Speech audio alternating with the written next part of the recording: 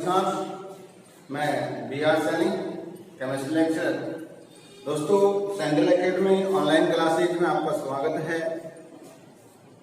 आज की इस क्लास में हम जो पढ़ेंगे वो सीनियर क्लास की केमिस्ट्री है। उसमें आज एक नया चैप्टर चालू करेंगे। सबसे सरल चैप्टर है, इजी है और परीक्षा दृष्टि से भी इम्पोर्टेंट है, जो एक सामान्य से स्टूडेंट को आसानी से समझ में आ सकता है। हमने एक बार ऑर्गेनिक को स्टोरेज किया है, क्या कि ऑर्गेनिक में जो रिएक्शंस हैं उनको हम घुस के जहां तक ऑफलाइन क्लास में पढ़ाने का प्रयास करेंगे। लेकिन हम जो बात करेंगे वो अपने पास से आज हम पढ़ेंगे वो इनऑर्गेनिक केमिस्ट्री या ऐसा कहें फिजिकल केमिस्ट्री का एक चैप्टर है, उसके बारे में हम चर्चा करेंगे जो एकदम से अच्छा, इजी और मैं कहूं कि समझने में काफी सरल है। ठीक है, चैप्टर संख्या 9 की बात करेंगे।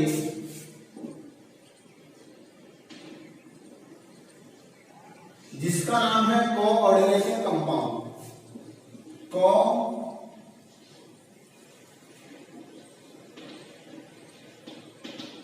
Coordination compound. कोऑर्डिनेशन कंपाउंड का हिंदी में अर्थ होता है सहसंयोजी या सहसंयोजक यौगिक। सहसंयोजक यौगिक, ये अपने पास चैप्टर संख्या 9 है। इसके बारे में हम चर्चा करेंगे। ये अपने माध्यमिक शिक्षा बोर्ड है। इस बोर्ड में 3 नंबर के सवाल इसमें से आते हैं। जो माध्यमिक शिक्षा बोर्ड का पेपर होता है उसमें से 3 नंबर के सवाल इसमें आते हैं और 3 नंबर का जो डिवाइडेशन है वो 1+2 का है। क्या है? 1+2 का डिवाइडेशन है। एक सवाल 1 नंबर का आता है और एक सवाल आता है 2 नंबर का आता है। अब इसमें से जो एक सवाल है 1 नंबर वाला है, एकदम से छोटा सा आता है। कई दफे तो नॉर्मल इसका किसी यौगिक का आयुर्वेद नाम पूछ लेते हैं, कई दफे कोई डेफिनेशन पूछ ली जाती है, कई दफे कोई सूत्र पूछ लिया जाता है और 2 नंबर का है उसमें थोड़ा सा अपने को रीजन देना पड़ता है। ठीक है, तो दोस्तों आज के इस चैप्टर में हम इस चैप्टर को चालू करें इससे पहले मैं आपको केमिस्ट्री के बारे में 2 बातें, सामान्य सी बातें जान लेते हैं। देखो, केमिस्ट्री एक सब्जेक्ट, ऐसा सब्जेक्ट है जिसमें हम केमिकलों का अध्ययन करते हैं, अभिक्रियाओं का अध्ययन करते हैं, स्ट्रक्चर का यानी परमाणु स्ट्रक्चर का अध्ययन करते हैं।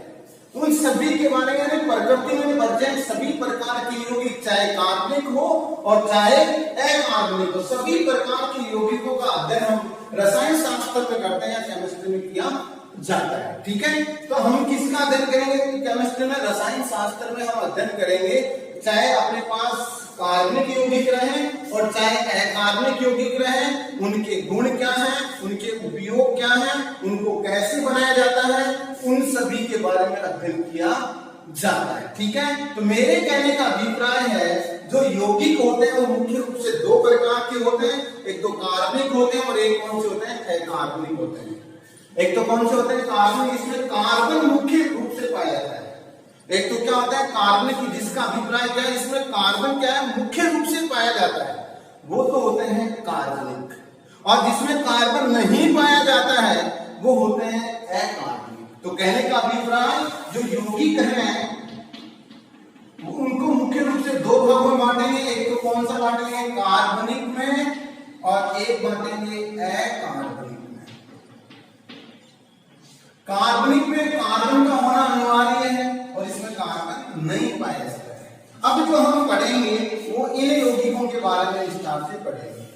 अकार्बनिक के बारे में चर्चा हम करेंगे, इसमें कार्बन नहीं होता है और उनका हम अध्ययन करेंगे। अब देखो, अकार्बनिक कंपाउंड होते हैं, अकार्बनिक यौगिक। अकार्बनिक यौगिक होते हैं वो 3 प्रकार के होते हैं। कितने प्रकार के होते हैं?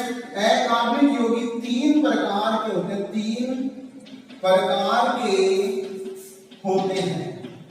याद रहे कितने प्रकार के होते हैं कार्बनिक यौगिक? अपने आपको याद रखना है कितने प्रकार के होंगे? 3 प्रकार के होंगे। कौन होंगे? अकार्बनिक यौगिक 3 प्रकार के होते हैं। कौन सी यौगिक? अकार्बनिक यौगिक 3 प्रकार के होते हैं। कौन कौन से? पहला नंबर 1 साधारण लवण। पहला कौन सा है? साधारण लवण। साधारण लवण जिसको हम बोलते हैं सिंपल सॉल्ट। Simple salt. दूसरा द्विक लवण, डबल सॉल्ट। दूसरा कौन सा? द्विक लवण, डबल सॉल्ट। और तीसरा हमारे पास है संकुल यौगिक, कॉम्प्लेक्स कंपाउंड, संकुल यौगिक। तो देखो ध्यान देना दोस्तों, अभी हमने क्या कहा कि जो अकार्बनिक यौगिक है वो 3 प्रकार के होते हैं। कितने प्रकार के होते हैं अकार्बनिक यौगिक? 3 प्रकार के होते हैं। कितने प्रकार के? 3 प्रकार के कौन होते हैं? अकार्बनिक यौगिक 3 प्रकार के होते हैं। ठीक है, कौन कौन से? पहला साधारण लवण जिसको हम क्या बोलते हैं? Simple salt. ठीक है, दूसरा अपने पास है द्विक लवण जिसको हम बोलते हैं डबल सॉल्ट। द्विक लवण, डबल सॉल्ट। और तीसरा अपने पास है कॉम्प्लेक्स कंपाउंड। क्या कौन सा है? कॉम्प्लेक्स कंपाउंड है। तीसरा कौन सा है? कॉम्प्लेक्स कंपाउंड है। पहला कौन सा है? सिंपल सॉल्ट है, साधारण लवण। दूसरा कौन सा? द्विक लवण, डबल सॉल्ट। और तीसरा कौन सा है? कॉम्प्लेक्स कंपाउंड, यानी मैं ऐसा कह दूं संकुल यौगिक। याद रह जाएगा, पहला कौन सा? साधारण, दूसरा द्विक और तीसरा संकुल कंपाउंड। याद रह जाएगा। अब एक एक के बारे में विस्तार से जानने का प्रयास करेंगे। ठीक है, तो सबसे पहले हम बात करते हैं साधारण लवण की बात करते हैं।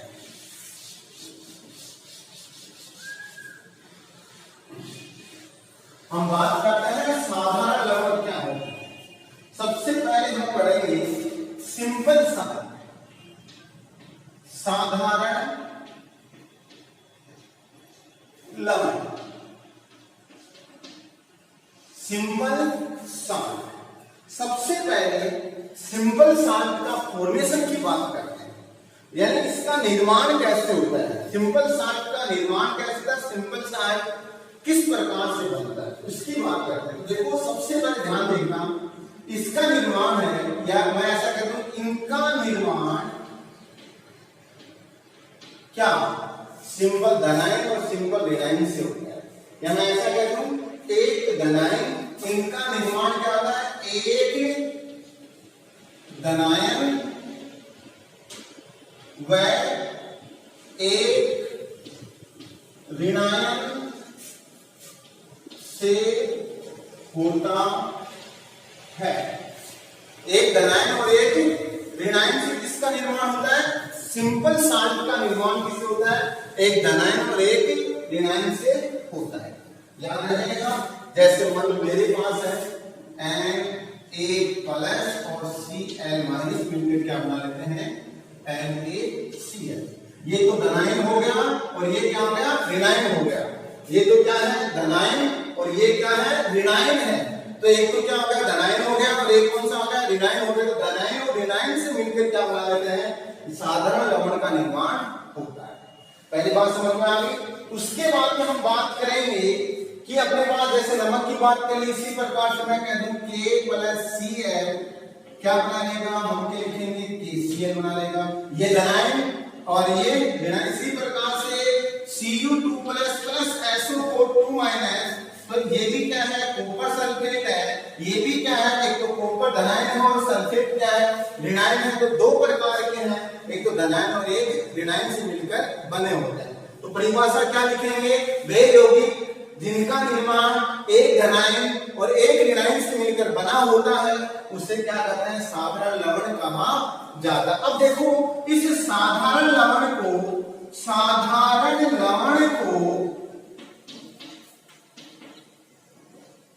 को जल में, या साधारण लवण जल में विलय होते हैं। विलय होते हैं यानी जल में घुल जाएंगे, जल में घुल जाएंगे और विलय होते हैं, जो अपने मूल आयनों में विभक्त हो जाते हैं, विभक्त हो जाते हैं। मेरे कहने का अभिप्राय हो गया कि जो साधारण लवण है उनको अगर जल में डाल दोगे, जल में गिर दो ना, जरा पर घुल जाएगा आपस में, ठीक है। क्या जाएगा, हम लोग दवाएं घुल जाएगा। घुलने का मतलब ये हो गया, वो क्या अब जिनसे वो मिलकर बने हैं, मूल आयन का मतलब जिनसे मिलकर बने हैं। क्या जैसे नमक की बात में किससे मिलकर बना है, Na+ और Cl-, तो इनमें टूट जाएंगे वापस, NaCl Na+ और Cl में टूट जाएंगे। मतलब ये हो गया कि इसके जलीय विलयन है उसमें वो क्या है, सोडियम का टेस्ट दे सकता है और क्लोराइड का टेस्ट भी दे सकता है। अलग अलग क्या है, क्लोराइड के गुण भी दर्शा देगा और सोडियम के गुण भी दर्शाता है। देखो मूल आयन में विभक्त, इसका मैं स्थायी थोड़ी है, तो हम क्या लिखेंगे, ये जलीय विलयन में, ये इनका, ये नहीं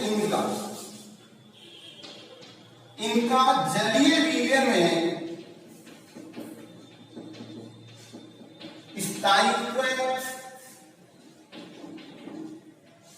नहीं होता है, यानी जलीय विलयन में स्थायी नहीं होते हैं, जल में घुल गए फिर उनका स्टेबिलिटी नहीं है, ये स्थायी नहीं है। ये चीज अपने को ध्यान देना है। बात अपने को ये करनी है सबसे पहले वे यौगिक जिनका निर्माण एक घनायन और एक विनायन से होता है साधारण लवण कहलाते हैं। जैसे Na+ Cl- NaCl ये हो गए। फिर हमने कहा साधारण लवण जल में विलय होते हैं, जल में डालोगे तो ये घुल जाते हैं और ये जल में घुल कर क्या होता है, मूल आयनों में विभक्त हो जाते हैं। मूल आयनों में टूटने पर क्या हो गया, इनका स्थायित्व तो है ही वहां पर, वो क्या मूल आयनों में टूट ही गए तो स्थायी कहाँ है, उनका परीक्षण नहीं है, तो साधारण लवण वो जल में अपना स्थायित्व प्रदान नहीं करते हैं, ठीक है।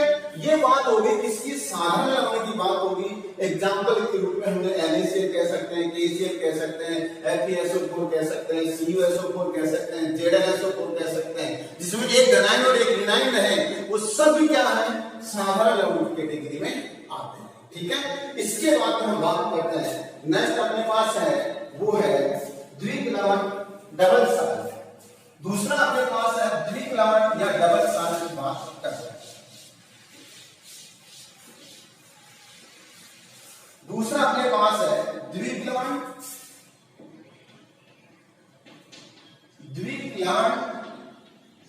या इसको आप बोलोगे डबल साल्ट। अब देखो नाम से पता चलता है, डबल का मतलब होता है दो, डबल का क्या होता है दो, और साल्ट का मतलब क्या होता है लवण, साधारण लवण के समान क्या है, दो लवण साधारण दो मिलकर आपस में क्या करते हैं, इस डबल साल्ट का फॉर्मेशन करेंगे। तो हम ऐसा कह देंगे इस प्रकार के लवणों का निर्माण, इस प्रकार के लवणों का निर्माण, इस प्रकार के लवणों का निर्माण क्या होगा, इससे होगा दो या दो से अधिक साधारण लवणों से होता है, साधारण लवणों से होता है। याद रखने वाली बात है क्या, जो डबल साल्ट है उनका फॉर्मेशन, डबल साल्ट का निर्माण है वो किससे होगा, दो या दो से अधिक साधारण लवणों से होगा। दो या दो से, या दो तो नहीं होना चाहिए, या दो से क्यों होना चाहिए, ज्यादा रेंगा बांस आपस में जुड़ के वाले को डबल साल्ट को फॉर्मेशन करेगा। अब बात क्या है कि ये जल में गिरा गुणी गुणी, तो आपका बात करेगा ये भी क्या है, जल में गिरा होता है। तो हम क्या लिखेंगे, ये द्विक लवण ये जल में विलय होते हैं, विलय होते, ये भी जल में क्या है, घुल जाते हैं, जल में घुलने वाले हैं, जल में घुल जाएंगे। और फिर क्या लिखें, जल में वियोजित होकर तीन प्रकार के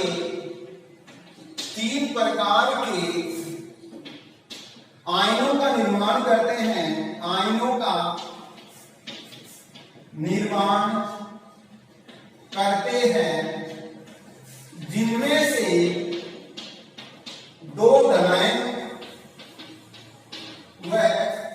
जिनमें से दो धनायन है, एक ऋणायन होता है। जिनमें से क्या होगा, दो तो धनायन होंगे और एक क्या होगा, ऋणायन। देखो इसका तात्पर्य समझो। सबसे पहले हमने कहा इस प्रकार के लवणों का निर्माण दो या दो से अधिक साधारण लवणों से होता है। दो या दो से अधिक साधारण लवण मिलकर क्या है, इनका निर्माण कर लेंगे। दूसरा, जल में मिला होता है। अगर जल में डालोगे तो ये वियोजित होकर तीन प्रकार के आयन बनाएंगे। वियोजित होकर कितने प्रकार के आयन बनाएंगे, तीन प्रकार के आयन बनाएंगे। तीन प्रकार के आयनों में से आपको पता आयन तो दो होते हैं, धनायन और ऋणायन। यहाँ तीन प्रकार है, उनमें से दो तो धनायन होंगे और एक क्या होगा, ऋणायन होगा। दो तो क्या होगा, धनायन और एक क्या होगा, ऋणायन होगा। एक तो क्या होगा, ऋणायन और एक क्या होगा, धनायन। अब देखो बात ये है, जल में डालने के बाद वियोजित हो गए।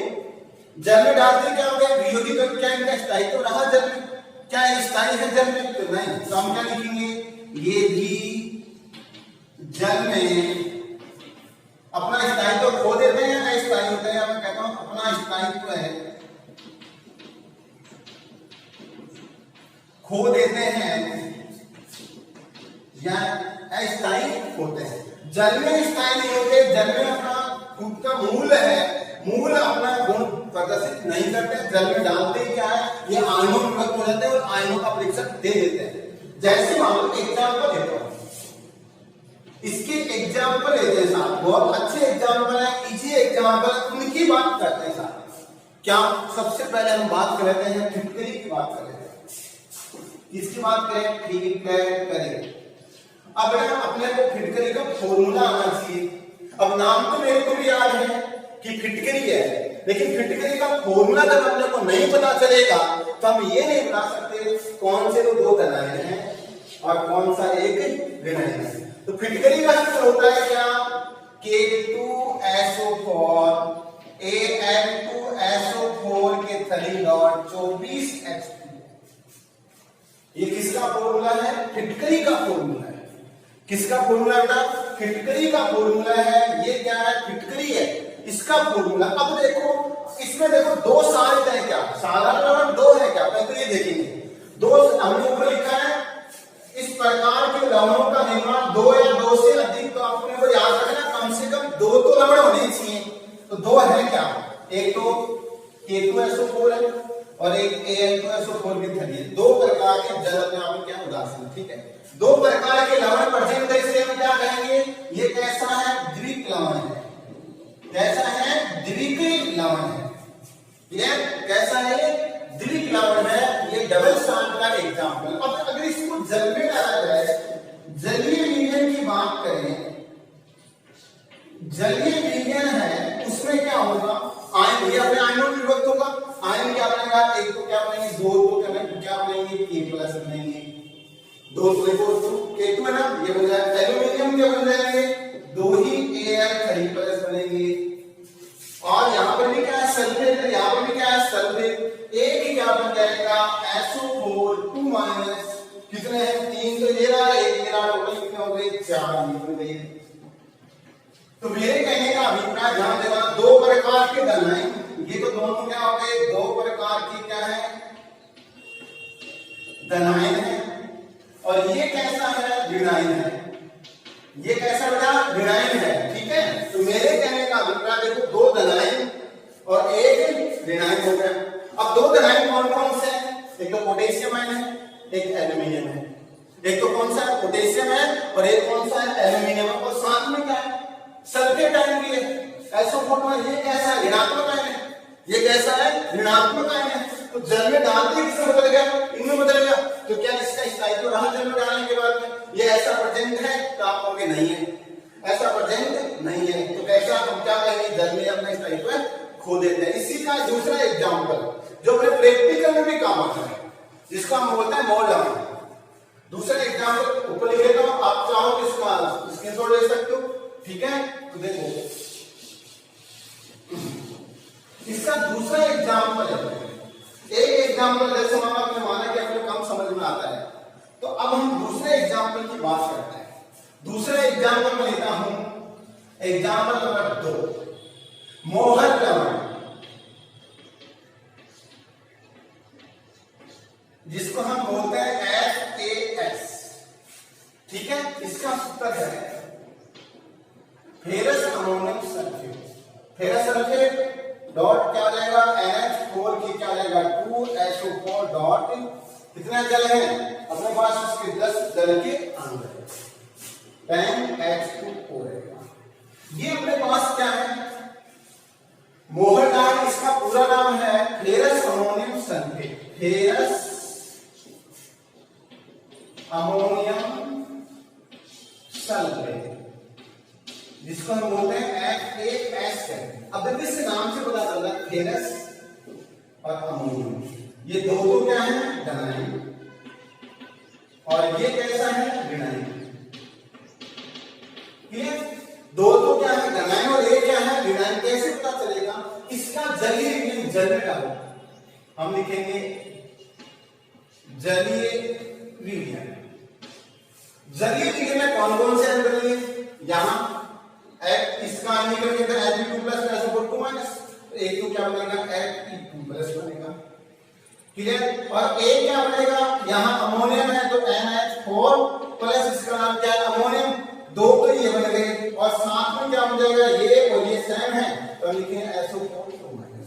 तो दो तो क्या बन गए अमोनियम, दो तो क्या बन गए धनायन, एक तो कौन सा फेरस और एक कौन सा है अमोनियम, और एक क्या बन गया सल्फेट आयन बन गया, एक क्या बन गया सल्फेट आयन बन गया। देखो ये तो फेरस है, अगर इसके स्थान पर ये आता तो हम क्या बोलते हैं फेरिक बोलते हैं। अब इसको क्या बोलते हैं हम फेरिक एसिड। याद रहे Fe3+ को फेरिक कहा जाता है और Fe2+ को क्या कहता है फेरस कहा जाता है। Fe3+ को क्या कहते हैं फेरिक और Fe2+ को क्या कहते हैं फेरस कहा जाता है। दोनों बात समझ में आ गई, दोनों प्रकार के एग्जाम्पल समझ में आ गए। आपको याद रखना है डबल साल्ट का अगर जलीयोजन कराओगे 3 प्रकार के आयन बनेंगे, 3 प्रकार के आयनों में से 2 तो धनायन बनेंगे और एक क्या बनेगा ऋणायन बनेगा। 2 तो क्या बनेंगे धनायन बनेंगे और एक क्या बनेगा ऋणायन बनेगा। ये अपने को याद रखना पड़ेगा। इसके बाद में अपने पास में क्या है, थर्ड नंबर पर एग्जाम्पल लिया था हमने, वो था संकुल कंपाउंड। तीसरा एग्जाम्पल क्या लिया था, पहला तो साधारण नाम था, दूसरा डबल साल्ट था और तीसरा कॉम्प्लेक्स कंपाउंड यानी संकुल यौगिक की बात करेंगे। तीसरा है उसकी बात करेंगे वो है संकुल कंपाउंड। हम बात करते हैं संकुल यौगिक कॉम्प्लेक्स। ठीक है, ये क्या है कॉम्प्लेक्स कंपाउंड है या संकुल यौगिक है, इसकी चर्चा करते हैं। इसकी हम चर्चा करेंगे, इसकी हम बात करेंगे। ठीक है, सबसे पहले वही बात है बनाने का तरीका, जल में कैसे है, कौन कौन से आयन बनाएंगे, आयनों को किस प्रकार से देखेंगे, वो अपने को ध्यान देना है। ठीक है, तो देखो सबसे पहले इनका निर्माण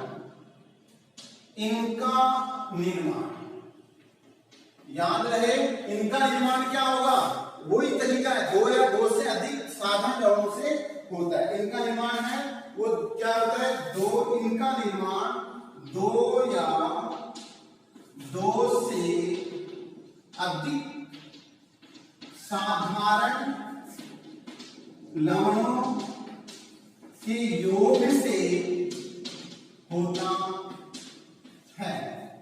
इनका निर्माण कैसे होगा, 2 या 2 से अधिक साधारण लवणों के योग से होता है।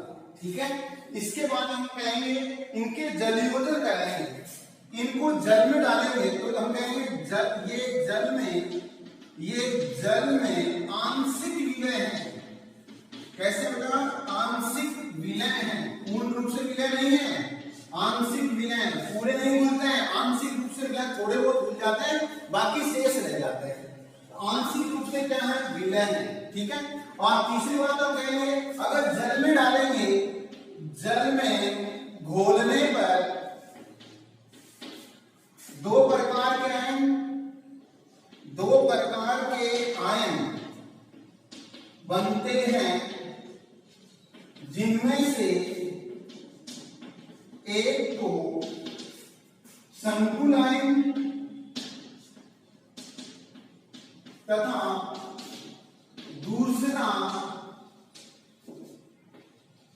धनायन या दूसरा क्या बनेगा, धनायन बनेगा या ऋणायन, धनायन या ऋणायन होते हैं। मेरे कहने का अभिप्राय है जल में घोलने पर दो प्रकार के आयन बनेंगे इसमें। एक तो क्या बनेगा, संकुलन, इंपोर्टेंट बात ये क्या बनेगा, संकुलन है, और दूसरा या तो धनायन रहेगा और या फिर क्या रहेगा, ऋणायन रहेगा। पहला तो क्या रहेगा, संकुलन, और दूसरा या तो धनायन और या फिर क्या रहेगा, ऋणायन रहेगा। ठीक है, आंशिक रूप से इसका जल यूनियन होता है, और जलीय विलयन में अपने मूल आयनों में विभक्ति नहीं होते, मूल आयनों में विभक्ति नहीं होते, यानी हम क्या लिखेंगे, ये अपने मूल आयनों में विभक्ति नहीं होते हैं, अपने मूल आयनों में विभक्ति नहीं होते। तो एक चीज का ध्यान देना, आपसे कोई पूछ ले डबल सॉल्ट या द्विप्लवक और संकुल कंपाउंड में अंतर बताओ, कोई दो अंतर बताओ, कोई तीन अंतर बताओ, ये पूछा गया तो कैसे अंतर बताओ, ये अपने सामने है। पहला तो सेम हो गया, छोड़ दो इसको। जल में आंशिक मिला, वहां पर क्या थी, पूर्ण मिला थी। फिर हमने कहा जल में घोलने पर वहां पर दो तो धनायन और एक ऋणायन बन रहा था, यहाँ पर क्या बन रहा है, एक तो संकुल आयन बन रहा है और एक या तो धनायन है या फिर एक क्या है, ऋणायन है। फिर हमने कहा मूल आयन में विभक्ति नहीं होता है, वहां पर हमने कहा था मूल आयन में विभक्ति हो जाता है। ठीक है ना, ये इनमें क्या हो सकता है, डिफरेंस हो सकता है। जैसे इसका एग्जाम्पल की बात करें, हमने लिखे एक एग्जाम्पल लिखे, जैसे लगा के हमारे पास है K4Fe6, ये अपने पास एक संकुल कंपाउंड है, एक संकुल यौगिक है या उपसंयोजी यौगिक है, इनको उपसंयोजी यौगिक बोलते हैं। इनको जल में डालेंगे, इनका जलीय विलयन की बात करें, ये जलीय विलयन में क्या होंगे, ये तो क्या बनेगा, अलग हो जाएगा, 4K प्लस अलग हो गया प्लस FeCN6 और माइनस, ये अपने पास क्या हो गया, अलग हो गया। अब इन चीज को अपने को ये ध्यान देना है कि ये तो क्या हो गया, धनायन हो गया, और ये क्या हो गया, संकुल आयन हो गया। ये तो क्या हो गया, धनायन, और ये क्या हो गया, संकुल आयन हो गया। क्लियर? तो अपने पास हम कहेंगे एक तो क्या बनेगा, धनायन बनेगा, और एक क्या बनेगा, संकुल आयन का निर्माण हो जाता है। इस प्रकार से हम अकार्बनिक यौगिकों को जो तीन भागों में वर्गीकृत किया था, पहले तो हमने साधारण लवण के बारे में पढ़ा, उसके बाद में हमने पढ़ा द्वितीयक लवण के बारे में, सेकंड लवण के बारे में, डबल सॉल्ट के बारे में पढ़ा, उसके बाद में हमने पढ़ा संकुल यौगिकों के बारे में पढ़ा। ठीक है, और हम चाहे तो इन दोनों के बीच में डिफरेंस भी जान सकते हैं, उनकी बात हम करेंगे नेक्स्ट क्लास में। तब तक आप इस क्लास को देखें। Thank you.